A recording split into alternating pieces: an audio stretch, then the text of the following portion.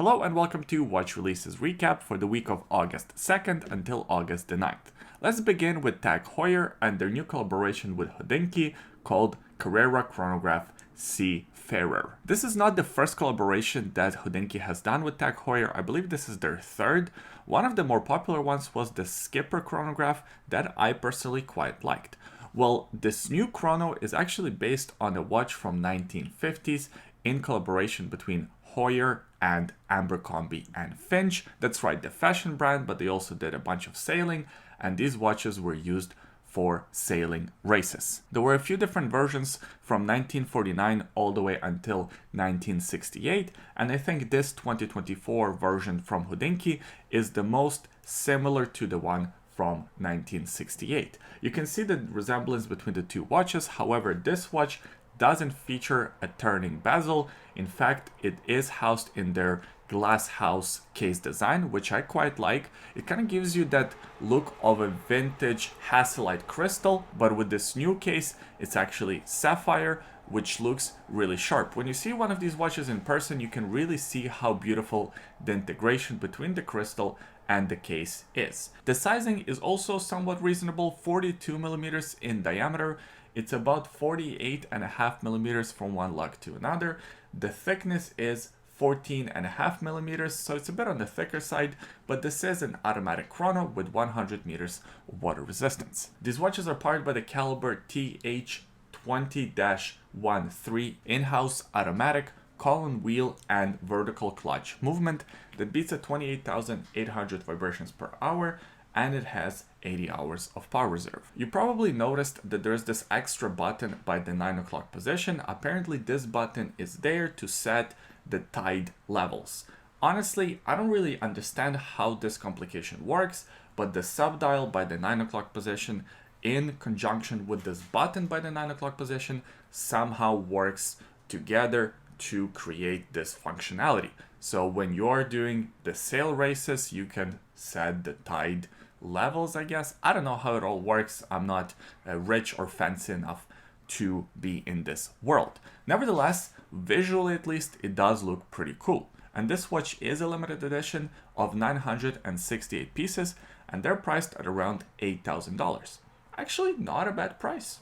So, well done. The new King Seiko 36mm models. There are a total of 3 different dial variations available of this model. Apparently, the inspiration behind these dial colors was the preppy look from 1950s from the universities on the east coast of United States. I don't know why Seiko has to have inspiration for every single watch that they do. Just do a cool watch. You don't need to explain why you're doing it. And these watches are pretty cool. So actually King Seiko was revived about 4 years ago in 2020, I believe. And now they have a few different sizes and a few different models. This one is the newest 36mm model. There's also the 38 and the 40 millimeters, and the dial variations and the styling of the watches varies slightly. The biggest visual change, other than the size of course, is the way these bracelets are integrated into the case.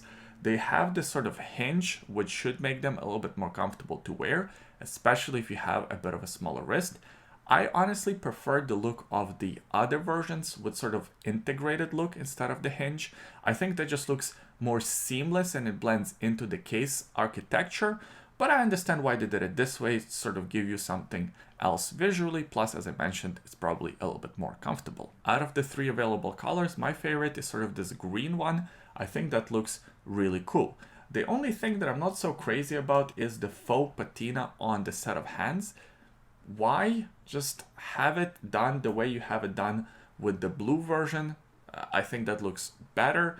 Creating this faux patina, I don't know, it doesn't work for me, but it's a very small nitpick. The other small nitpick is actually the writing on the dial. It says Seiko by the 12 o'clock position. Okay, that's pretty good.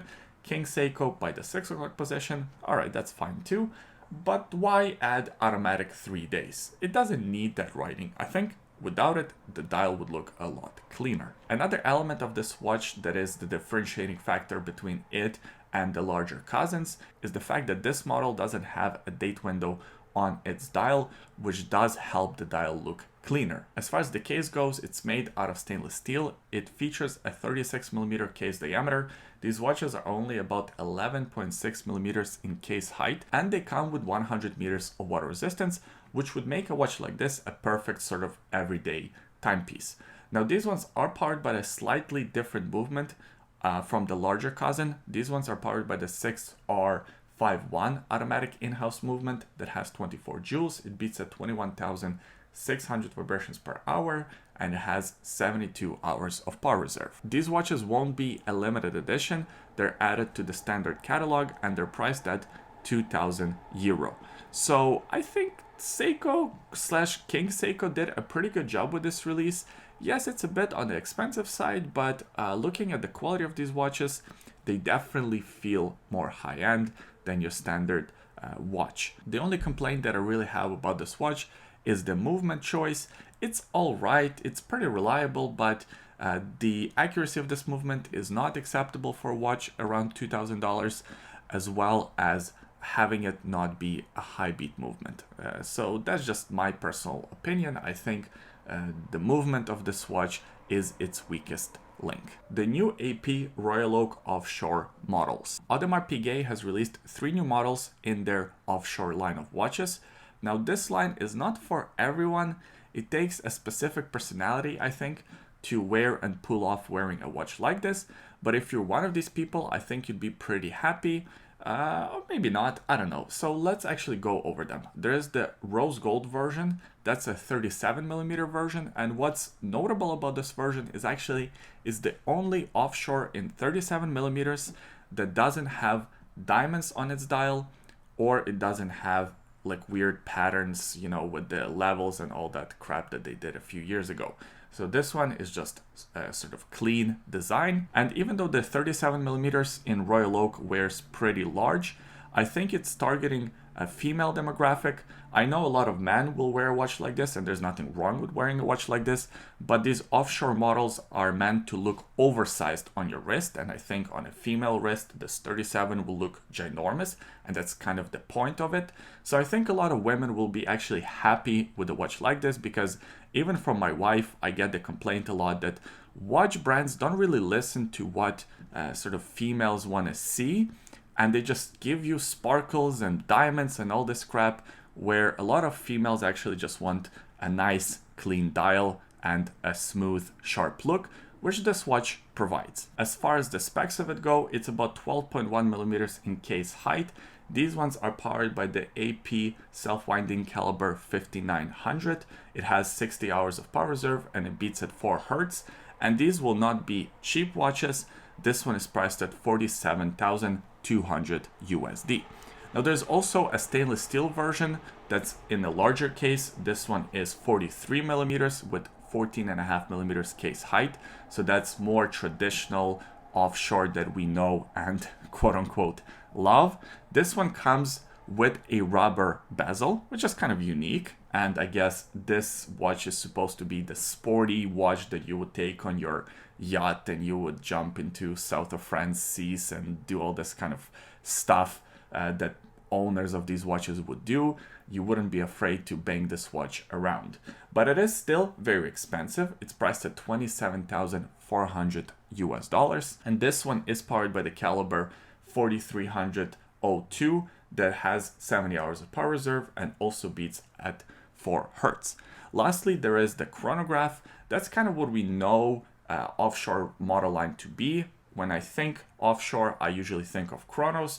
So this one is the most expensive out of the bunch, of course, since it has the chronograph complication. It is also in a more traditional size. It comes in a 43mm case diameter. It has 100 meters of water resistance, and this one is powered by the automatic caliber 4401 column wheel flyback chronograph movement that beats at 28,800 vibrations per hour, and it has 70 hours of power reserve. This watch is not cheap, as you would imagine. It's priced at 41,600 US dollars, and it has a very interesting look. It has this sort of smoky dial design, which I kind of like. It also comes with this alligator leather strap as well as a rubber strap for your sea adventures. Overall, I think it's an okay release from AP. It's a little boring. I think outside of my video and a couple of articles, nobody will really talk about these releases or even remember them in a couple of weeks. The Omega Seamaster Aqua Terra 150 meters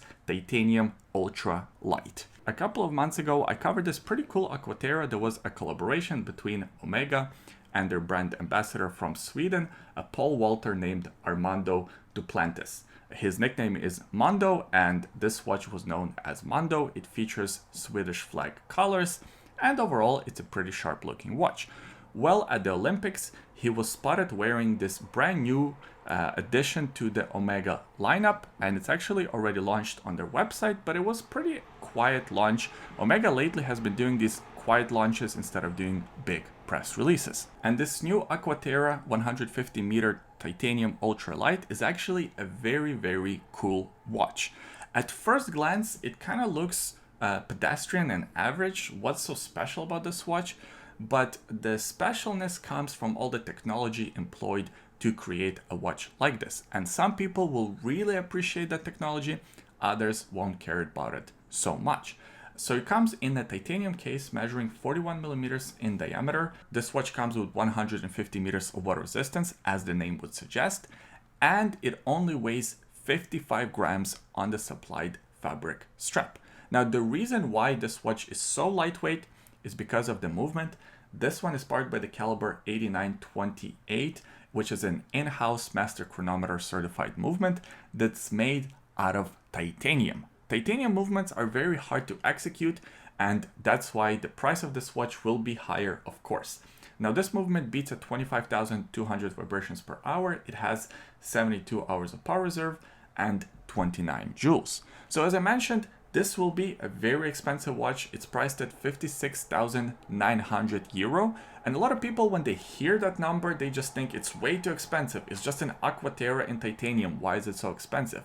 But I think a watch like this in some way competes with Richard Milles of this world. These ultralight watches that are made for people to wear during sports, during tennis, during pole vaulting, during sprinting, things like that.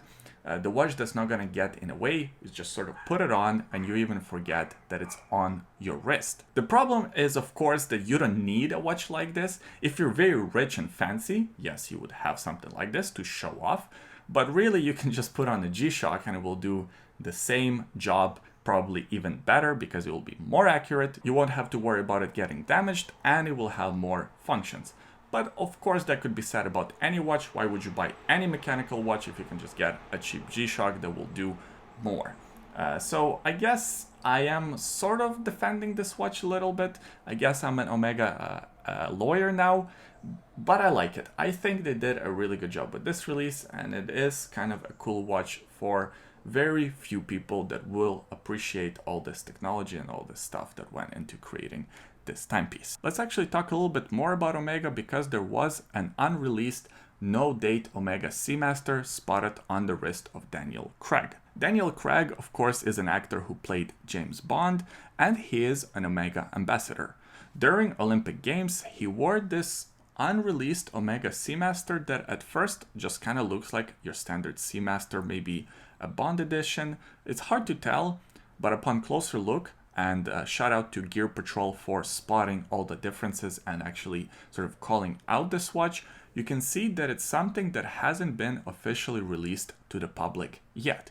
We've seen a similar situation happen earlier. I think it was back in November when Daniel Craig wore the unreleased wide dial Speedmaster. This time it's an unreleased Seamaster without a date complication. And why is that special? Because the Seamaster pretty much never, outside of very specific models that were limited editions or issued to specific armed forces and things like that, it never had no date complication. So now it will hopefully have this, which I think is going to make some people happy. The new Zelos Thresher 41 Worldtime GMT. I reviewed a lot of different Zelos watches on this channel, and I'm a huge fan of the brand. There is a new Thresher 41mm World Timer released in titanium in a couple of days here, and I actually think it's a really cool watch. Now, this part is not sponsored. Zelos didn't tell me to mention this. I just want to mention it because I think it's a cool watch and great value for money. So it's available in a few different colors slash dial combinations. You have the aventurine one, you also have this Damascus one, there's the standard dials. It's a lot of different choices for your money. Depending on which version you go for, the price varies, but it's pretty much priced at around 630 USD, and for that money you actually get quite a bit of watch. So these ones are powered by the Miyota caliber 9075, which is a true GMT movement. This watch comes with 200 meters of water resistance, a ceramic bezel insert, 41 millimeter diameter by only 12.7 millimeters case height. So these watches should wear pretty well, and they have this sort of aggressive angular look that I quite like. Sometimes these Zelos watches sell out, so if you're interested in one of these watches, maybe go out on their website and check it out and see if you want to order one for yourself or not. But hey, I just wanted to mention it in this video. And that's it for this week's releases. I hope you enjoyed it. If you did, give it a thumbs up, subscribe to the YouTube channel for more videos like this in the future, and leave a comment in the comment section below. Let me know what you thought about this week's releases. Did anything stand out to you? Leave your comments below. I always enjoy reading them. Thanks for watching, and we'll see you next time.